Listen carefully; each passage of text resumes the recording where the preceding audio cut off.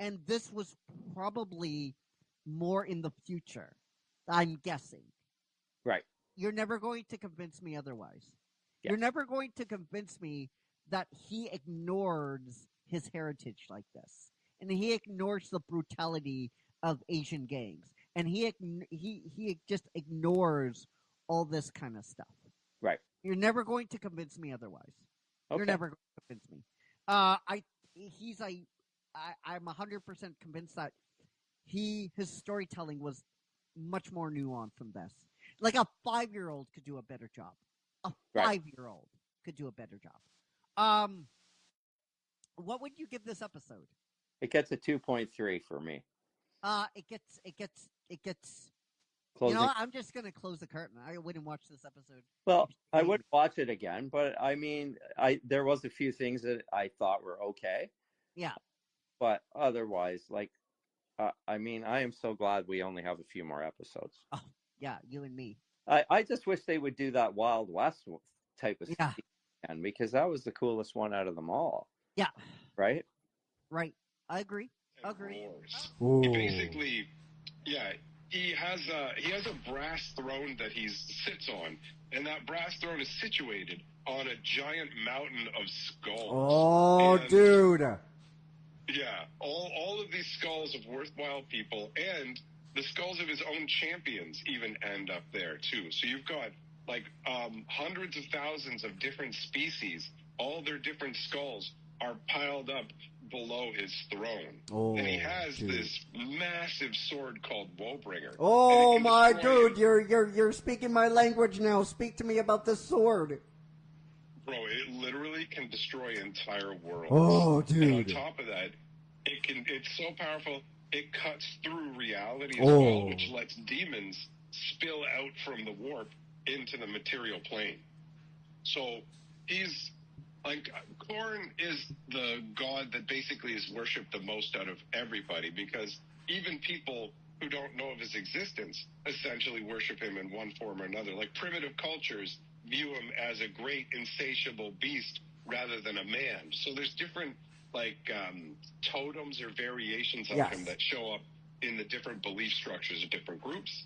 And when it comes down to it, he's fine. If you're bombarding people, if you're blasting them from a distance, you're claiming lives, that's all right. But what he really wants is direct combat. Get up there, and when you cut down your enemy, feel their blood splash on your own flesh. Like bathe in it. Like bathe in the blood. Yeah, exactly. Yup. Like wild. We're gonna have to. Anyway, it's a new system. Turn that off later. Hello, ladies and gentlemen. Welcome to a brand new episode of D&D Storytime Clue. We have a full cast today. We have Mossy, Hello. our PAA. Can we add another A in there just for the fun of it? PAA. Yeah, that's it. A. You get a A. The last one's just for A. A. We have the gorgeous, the adorable, the never freckly Monica. How's it going? Good. How are you? Good. I'm doing good. Good. Are you ready to assist the caveman tonight? Of course. And we got the one, the only, Tracy in the house, Michael BM. How's it going, my friend? Very good. I am super excited to get back into this wild world of clues and magic and mystery. Ooh. So, do you want to let everyone know what happened last episode, and then we'll kind of go from there? If I do, can you just give me a Oh yeah. And modeling itself on her and asking Naruto, how does she look? He doesn't have to say anything because his face is a beet red. She goes, I'm glad you like this stuff. And he's like, wait, I didn't. And she starts putting lingerie on his arms, like thongs, bra panties, all that kind of stuff. And Naruto goes, you can't be serious. And she models something again, And she goes, "Oh, I'm dead serious, Naruto. Believe it." And he goes, "Did you just say?" And then she grabs him, and they go back to the store. Warning, this episode may contain loose forms of nudity. Caveman growling aggressively, and words not meant for the ears of young children. Viewer discretion is highly advised. We are not your parents. This is a production of the Must See TV Broadcast Network. Like, share, join. Come along for the ride and join the tribe. And you can do it. We believe in you. Throw those stars. If you're watching us right now on YouTube, then you already know what to do, don't you? Smash that like and subscribe button. The caveman won't bite, not really. A big shout out goes out to Donna AI and Music Mint for the incredible music that is in this episode. All rights are reserved to their proper copyright owners. And if the caveman is ready, and if you are ready, then let's kick this show off. Growl, growl. Caveman's call echoes through the stream. Click that button, join the dream. 45 days, we're live on cue, reviewing the wild, the weird, the new. Must see TV, it's a vibe. Click subscribe and join the tribe. Laughs and chaos, we've got it all. One big crew answering the call. After shows with stories unfold. Hidden gems and secrets told. Crew's got jokes and little flair. Once you're here, you're staying there. Must see TV, it's the vibe. Click subscribe and join the tribe. Laughs and chaos, we've got it all. One big crew answering the call. From caveman grunts to streaming gold. New adventure, stories bold. Every moment, every beat. Grab your spot. Front row seat.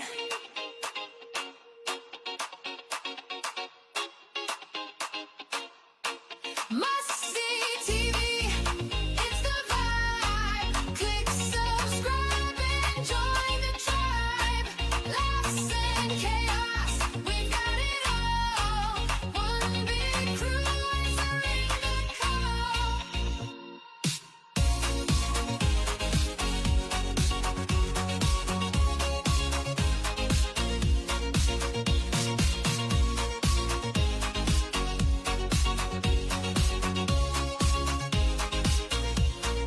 Must see TV, it's the vibe. Click subscribe and join the tribe.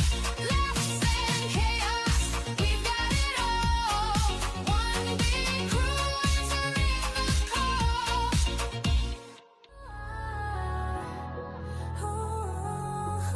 the call.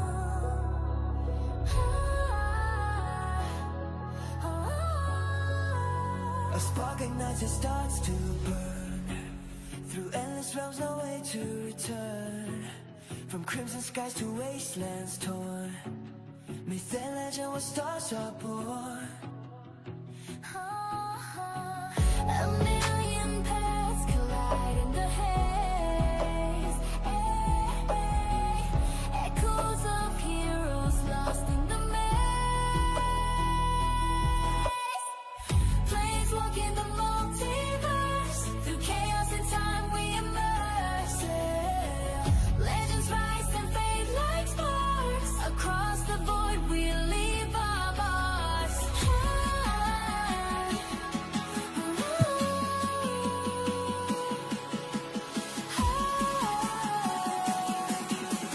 Planes walk in the multiverse.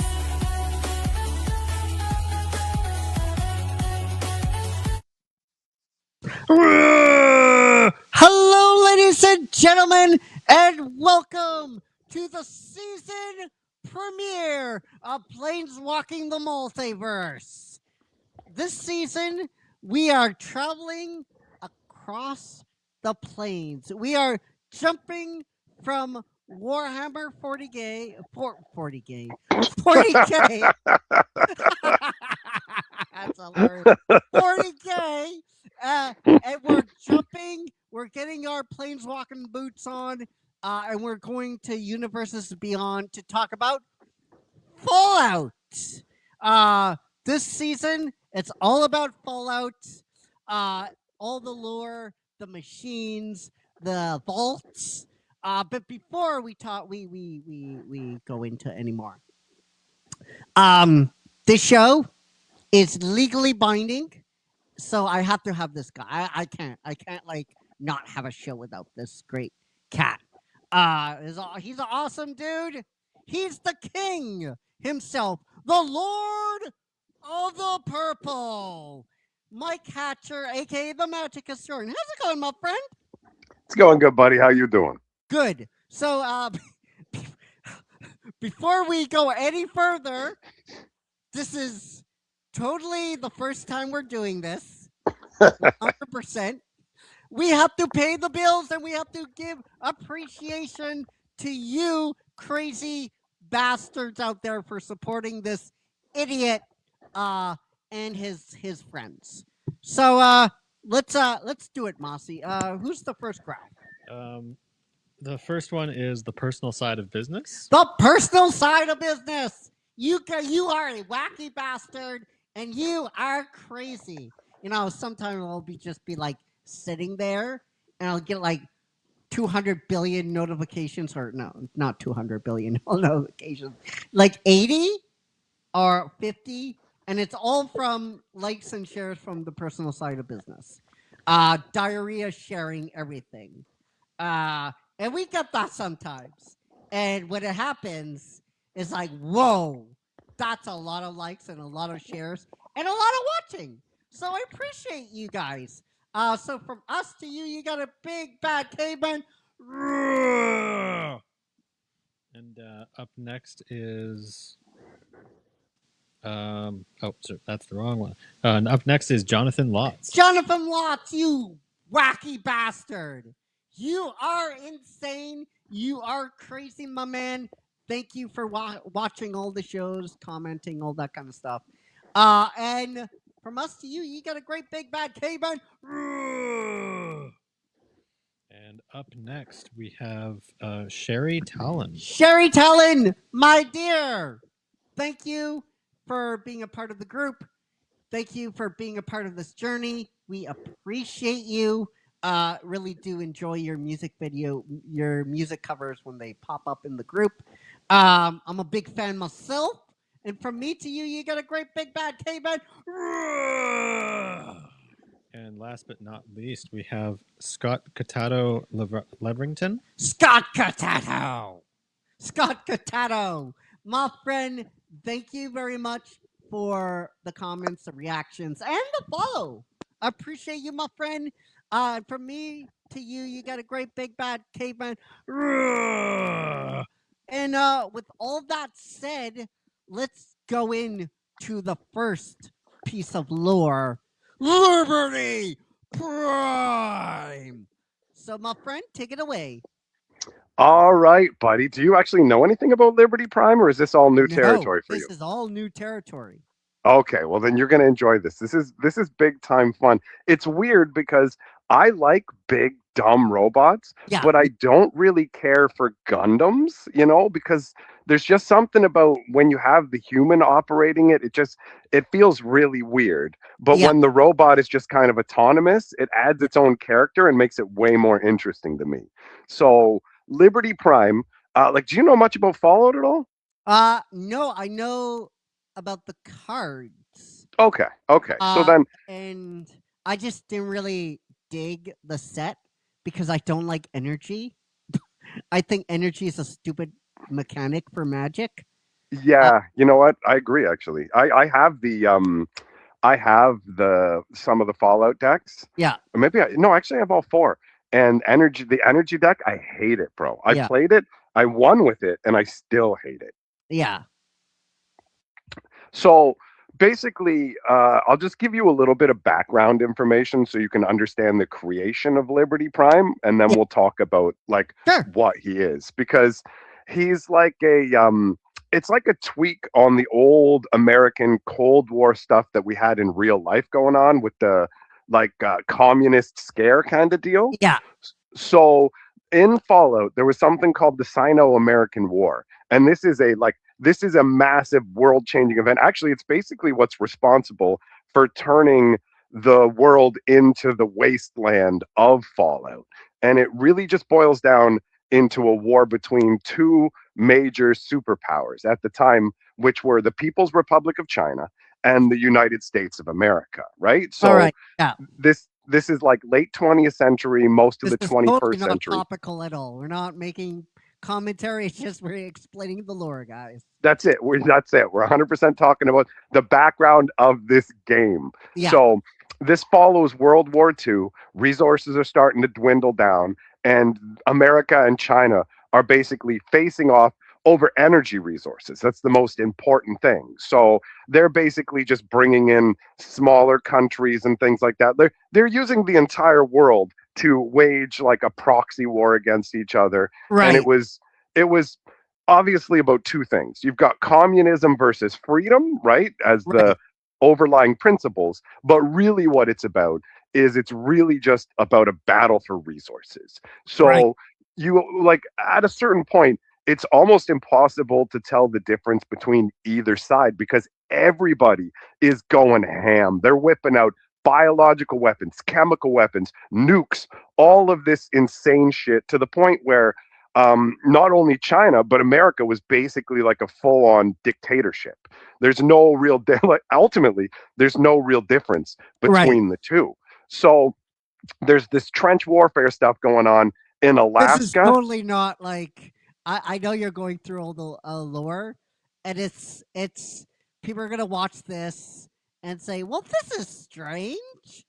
No, it's Fallout though. It's based Fallout, on the real world. I don't think people are going to think it's strange, bro.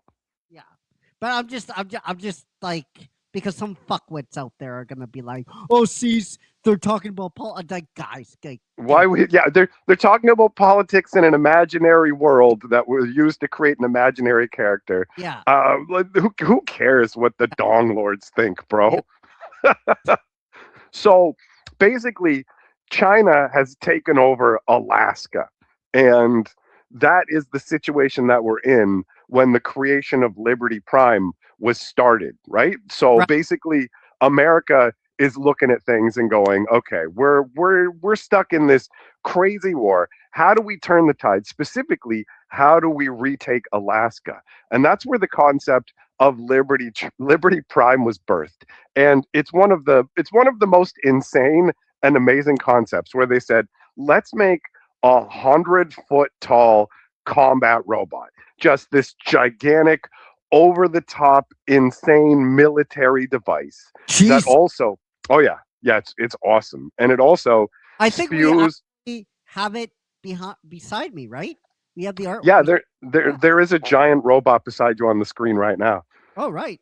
I keep waiting for him to reach out and rub you on the top of the head for luck.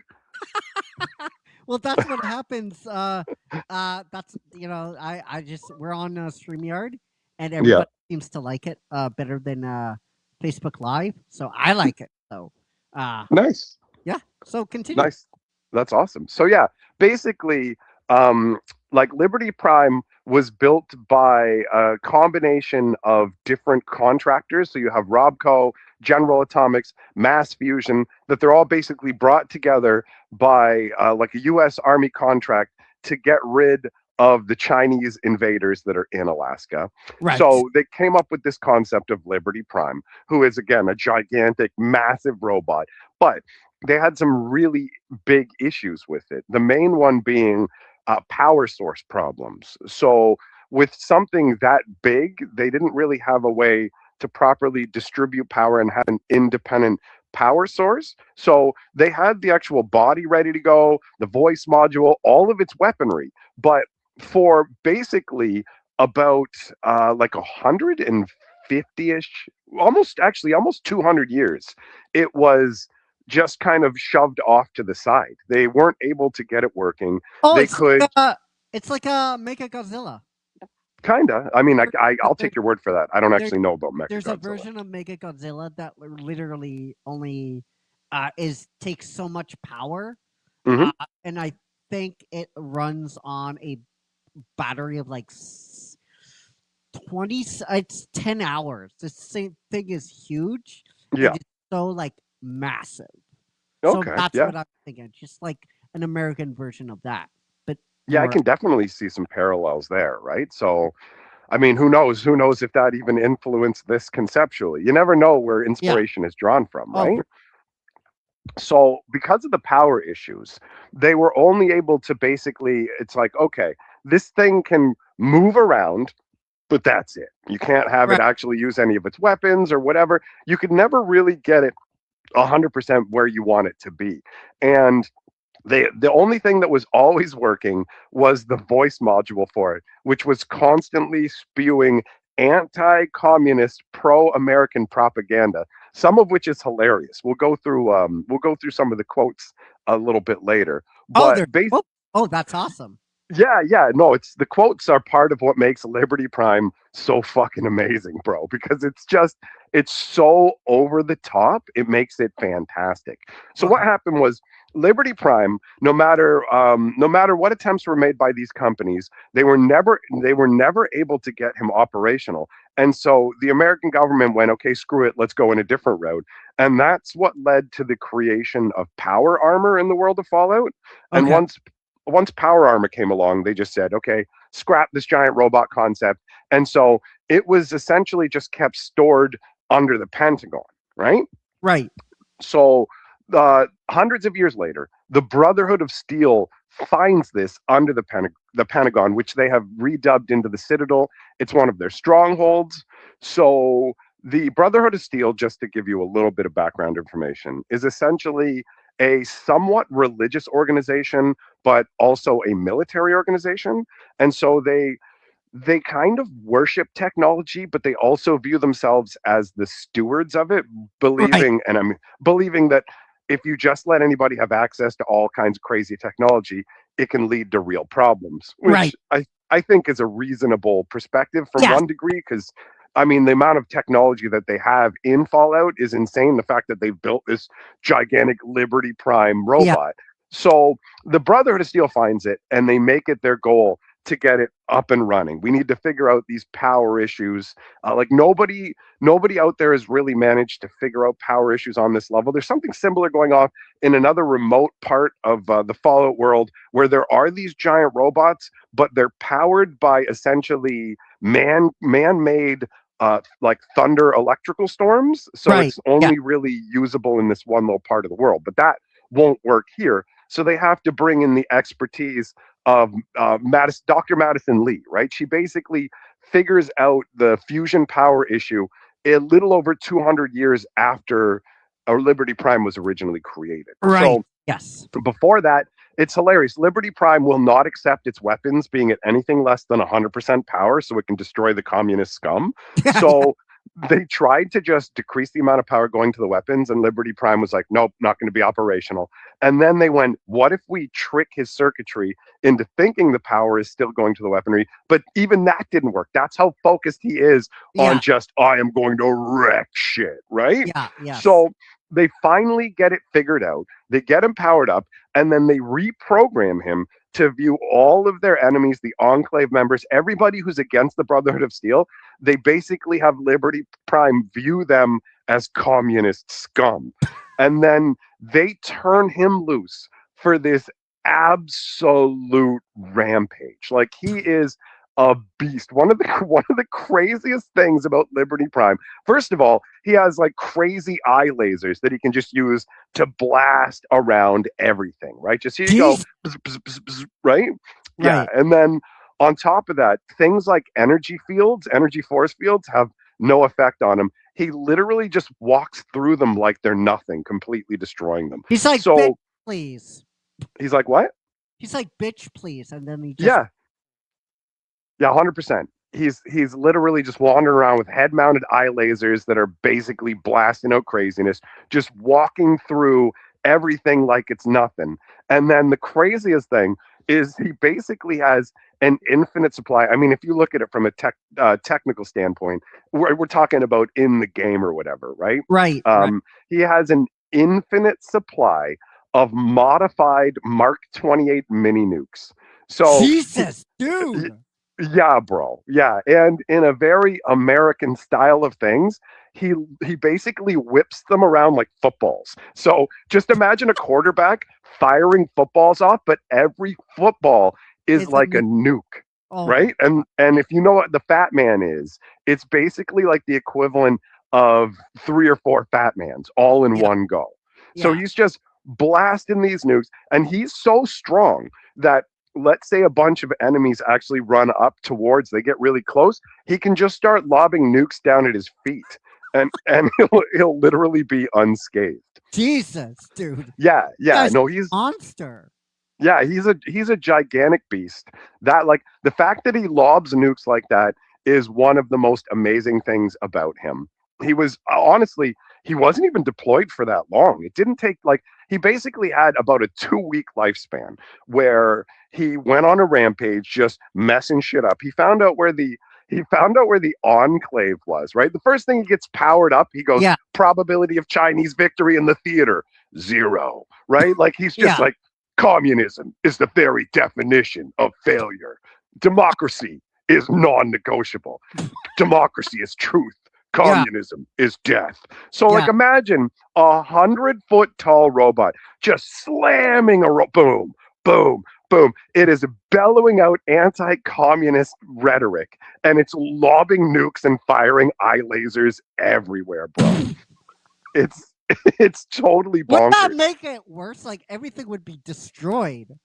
Yeah, no. I mean, like he gets to the point where he goes like American casualties have reached too high levels. This enables overkill mode, and then he just basically like it doesn't matter. It's all he's like the last domino falls here. We will not fear the red menace. It's like 100% just scorched earth. Who cares? I mean, he does obviously have he has parts of him that are set to protect Americans. So at one point, the Enclave, who are basically the main enemies against Yeah. the Brotherhood, they lure him into a trap where they are basically doing like to destroy Liberty Prime. They have to do a massive orbital bombardment, right? Yeah. From space. Just here we go, bam, bam, bam. And Liberty Prime's gear can detect that that's going on. So he Yeah. basically starts blasting out warnings. Orbital bombardment, like imminent. Everybody needs to flee. Like friendly people need to get out of the blast zone. So Yeah. save yourself kind of scenario. But ultimately, he is just a massive destruction engine. I love when he shows up at where the Enclave is hidden because he figures out that they're in a subterranean complex. Right. So when he like basically analyzes the ground, he goes analysis complete. Contents: dirt, gravel, communism. Like I just love that he throws like he's always going off about communist shit. Yeah. And it's part of what makes him so endearing to me. Like it just Right. I love it. I love it. So he basically just carves a huge hole in the ground and then they go in and start wrecking the Enclave, Yeah. right? Like for the amount of time that they put into this, they got a lot of payoff, but it also only lasted so long. They end up How did he get stopped? Like this guy sounds like like how can you stop? It's like Superman, like but all murdery. How do you stop Liberty Prime?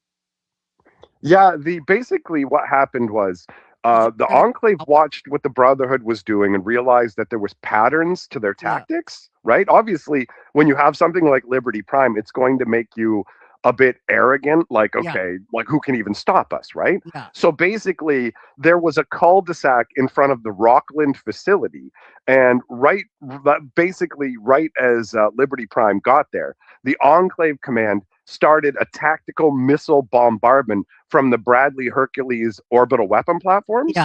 So it just turned the entire area around Liberty Prime into absolute devastation, just blasted them with crazy amounts of munitions. And so it pretty much almost obliterated Liberty Prime. There was still like a few parts of his body left, Okay. but it took him completely out of commission. So he was an unstoppable force for about 2 weeks, and then afterwards he was destroyed. And then they were just kind of like, okay, what are we going to do going forwards? So Now, I have a question. Since he has all these nukes, yeah. is there a worry about, like, if we shoot him, all these nukes are going to go off?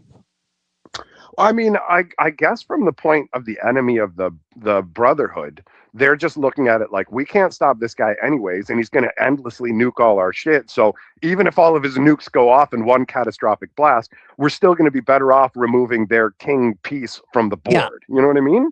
Yeah. So that's the vibe. They did actually end up making there's like a second version of Liberty Prime, and he has what is it? His I beams were concentrated into one massive I beam, and it's very similar to the original. So there's not that much to say in that regard. But what How is interesting, how did that guy get stopped? Did that guy get stopped basically the same way? I don't think that they did stop. I'm not 100% with the second Liberty Okay. Prime, like the second version of him. I Yeah. was mostly just looking into. He basically was rebuilt as Mark II, where he had electromagnetic limbs for better mobility, and so he could also go through the water because before he couldn't.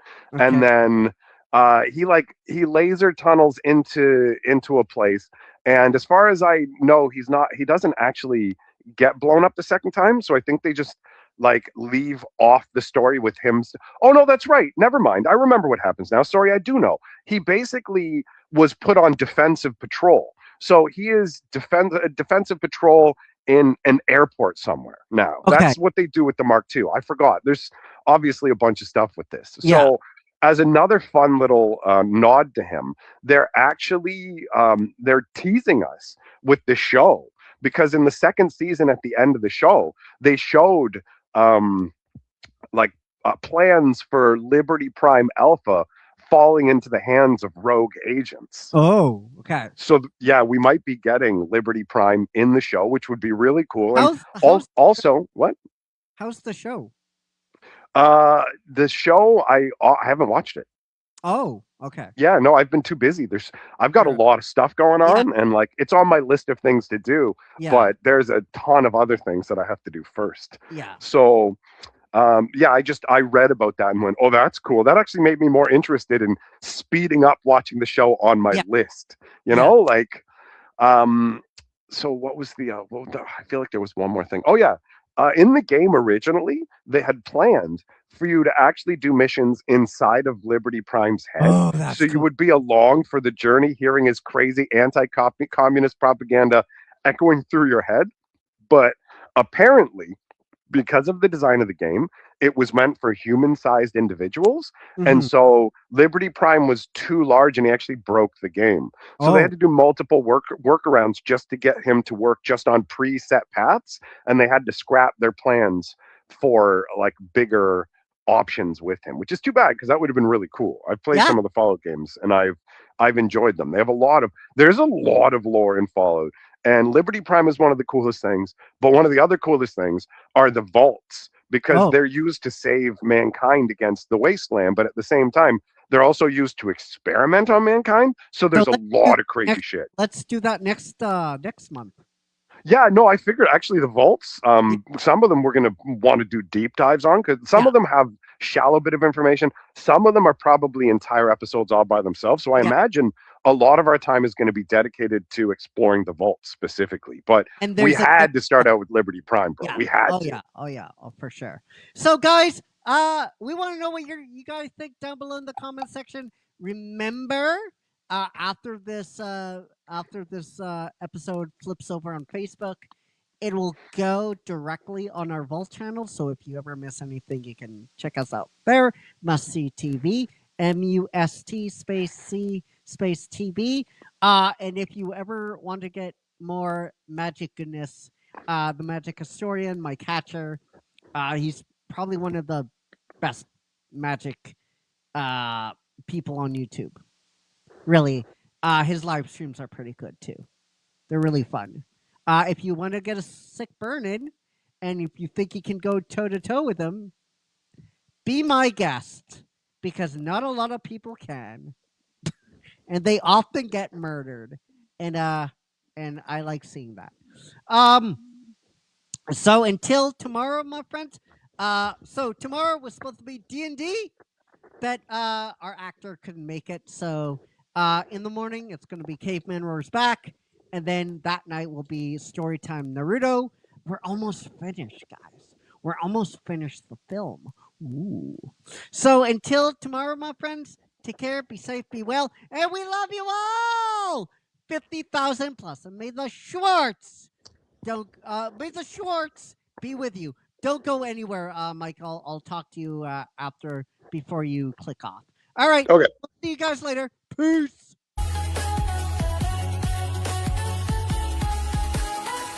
Shadows whisper, forgotten lore. Machines of war, they thirst for more. Eldritch gods with unholy light. The stars alive, they burn so bright.